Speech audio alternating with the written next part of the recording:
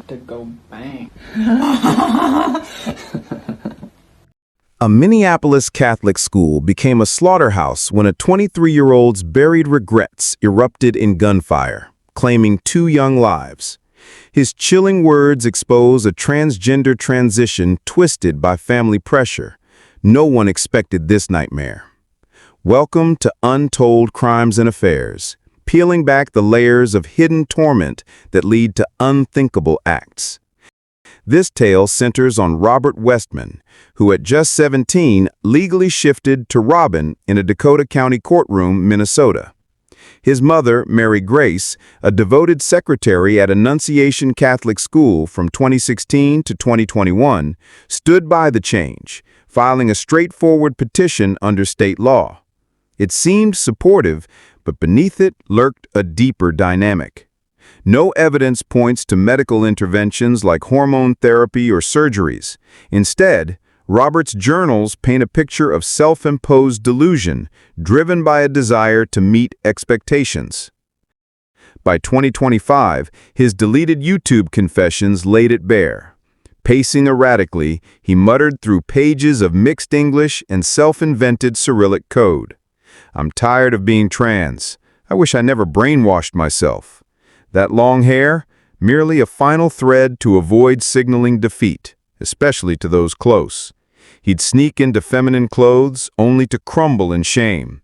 I don't want to dress girly all the time, but sometimes I really like it.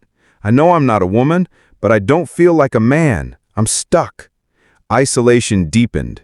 Friends saw only Robin, not the real him. Family dinners turned tense. He distanced himself, unable to confess. One entry cuts deepest. "Mom keeps pushing subtly, asking if I'm happy as Robin, but how do I admit I did this for her approval? I became Robin to make her proud, but it's killing me inside, betraying my true self every single day." Feel the weight, a young life warped by perceived obligations, where pleasing a parent meant erasing who he was, leaving echoes of regret in every silent moment. What started as quiet doubt festered into fury. Robert's notebooks overflowed with dark fixations, idolizing the Sandy Hook atrocity, etching "for the children" amid hysterical laughter on ammo clips, spewing Holocaust venom like 6 million wasn't enough, and labeling grenades with Jew gas. He meticulously drew Annunciation Church's blueprint from childhood memories, the very place his mom worked and he once attended. "Feeling good about Annunciation," he noted icily. "Easy attack, devastating tragedy, avoid parents during drop-offs. Barricades of lumber to lock in victims, cold precision in every plan." His videos amplified the chaos, throwing white supremacy symbols, hurling racial epithets, donning a "do it" shirt as panic edged in. Depression's grip tightened. He fabricated a vaping-caused cancer diagnosis as punishment for his twisted mind, haunted by suicidal urges for years. "I'm severely depressed and not right," he admitted. "This is wrong, but I can't stop."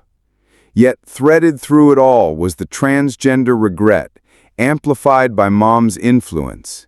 Entries hint at her encouragement as the root, pushing him toward a path he now despised. "I hate being seen as trans. It's all I am because I changed for her," he ranted. Anti-Trump scrawls mixed with identity rages, building a volatile storm where family-pleasing regrets fueled violent fantasies, ticking closer to explosion. Active shooter 509 West 54th Street, Minneapolis. That's actually true. Sounds like they have 20 victims. The troopers responding. We've seen a lot more medical, Multiple victims. That's where EMS will come in. And anybody not on scene, do not respond to the scene. We should try and save some resources on 35W. northbound so that we can get some of these ambulances free-flowing towards HCMC. All units, you're heading to Minneapolis, mutual aid, on a shooting. Any troopers arriving, we just need medical. Bring all the guys that you have. We've got at least 4 criticals in the inside, the rest outside of the church, a couple DOAs, but at least 20 other patients. We have 2 gunshot wounds, 2 patients with gunshot wounds to their head in front. There's also a critical patient in the rear of the church. Transporting one 10-year-old male, red trauma, gunshot wound to the head. Minneapolis Children's. He is third vitally stable, possibly was just grazed. One suspect with a gunshot wound to the head, has a rifle and shotgun. He's down right now. August 27, 2025, 8:30 a.m. Robert stormed Annunciation's back-to-school mass, shattering stained glass with rifle, shotgun, and pistol fire. 2 children, ages 8 and 10, perished in their seats. 17 more, 14 kids and 3 elders, fought for life amid the barricaded horror.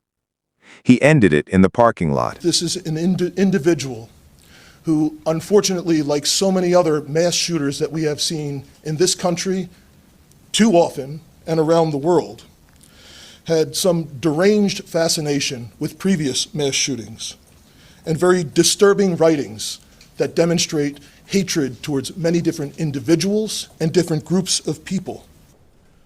But the Manifesto's bombshell? His transgender journey wasn't chosen freely. It stemmed from Mom's subtle pressures, her support masking expectations that trapped him. "I try to be Robin for her," he wrote repeatedly, revealing how pleasing her led to self-brainwashing, regret, and ultimately, this rampage. Police chatter haunts. Active shooter, multiple victims, 2 DOAs, bring all the guns. And I saw the shooting, and I was like, oh my gosh, I'm so scared. And so a teacher led me downstairs to the preschool classroom. And so I went there, and me and my friend Cece were just praying. This breakthrough uncovers not just a shooting, but a family's hidden role in a descent to darkness. This case screams the perils of unaddressed regrets, when family pressures twist identity into torment, ignored mental cries, and lax gun laws turn pain lethal.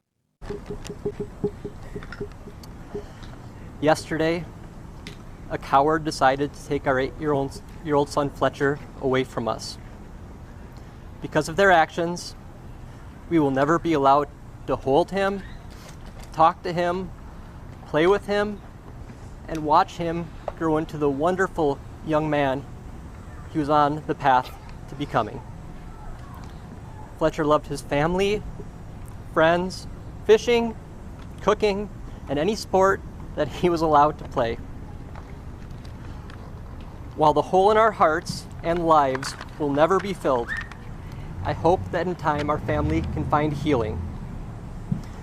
I pray that the other victim's family can find some semblance of the same. I'm hopeful that all the wounded are able to make a full recovery and return home to their families. And finally, all the people, and especially the children, impacted by this horrific event are able to recover mentally and find strength to live loving, happy, and full lives. The shooter left behind hundreds of pages of writings that describe the shooter's plan, writings that describe the shooter's mental state, and more than anything, writings that describe the shooter's hate. Robert's trans regret, born from Mom's push, was a glaring red flag. Spotting such dynamics could save lives. Do you see family influence as the core trigger? Comment below, like if this unearthed new depths, and subscribe to Untold Crimes and Affairs for more revelations. Remember, awareness is the first step. Stay watchful.